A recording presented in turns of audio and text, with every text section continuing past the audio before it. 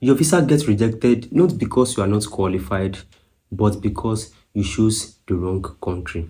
This is the mistake most people don't even realize. Meanwhile, some countries are literally approving visas in days. Let me show you exactly how to use that to your advantage. You are sitting with your phone, but you've decided you want to travel. Maybe it's for vacation, maybe you want to live for a while and reset your life. And you open Google and you type how to get visa, and immediately you get confused. Different websites, different rules, different stories. Then someone tells you go for UK or Canada. You try, you apply, you get rejected. And now your confidence drop, your money is gone, your time is wasted, and your travel history is damaged. So what happens if you keep applying like this? You start building a rejection record and the record follows you. Some countries check your previous refusals. So one bad strategy now can block your bigger opportunities later. That's why this matters. Not just where you go, but how you start. But the smarter move is simple. All you have to do is start with eVisa countries. These are countries where you apply online. No embassy, no long queues, and no agent stress. Just your phone, your documents, and clear steps. Approval is faster and your requirements are lighter. And once you get one or two approval, your profile becomes stronger. That is how smart travelers move. Let me show you exactly how this works step by step. Let me use the real example. You are on your phone again, but this time you are not guessing. You just go directly to the official immigration website of the country. For example, if you search Turkey eVisa official website, you will see the real government's official portal. Simple interface, no agents, no middleman. You fill your details, your passport number, your travel dates, and your basic questions. Then you pay and wait. That is it. Now imagine this, you apply today and in 24 to 72 hours you get approval in your email. No interview, no embassy visit, and no stress. That is the power of choosing the right country. Let's break down the easiest ones Africans are using right now. I will show you exactly how to approach each one. Imagine you are planning a short trip or maybe somewhere modern, somewhere that looks like Europe but easier to enter. You pick Turkey, you go to the official eVisa portal, you fill the form, but here's where people mess up. What happens if you rush this application? You make small mistakes, wrong passport number, and wrong travel dates. Or you select the wrong visa type. That alone can delay or reject your visa. But the key point is simple.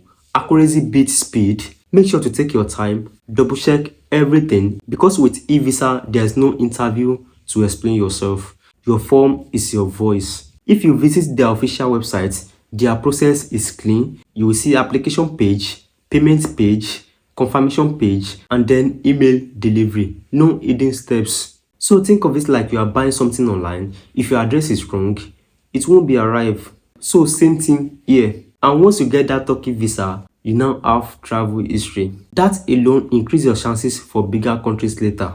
Now imagine a different scenario. You want something cheaper, somewhere relaxed, or maybe even less strict. That's where countries like Kenya comes in. You apply online again, simple form, upload your passport, upload your picture, pay small fee and you are done. But here's the mistake people make. They think because it's easy, they don't need proper documents. So what happens if immigration asks for proof of arrival and you don't have it? You can still be denied entry even with an approval visa. So the key is this. Approval is step 1 and the entry is step 2. So make sure to always carry your return ticket, your hotel booking, and your proof of funds. On the official Kenya eVisa portal, everything is clear. All you need is your application, your upload section, your payments, and your status tracking. So think of it like this. Your visa gets you to the door, your documents let you enter the house.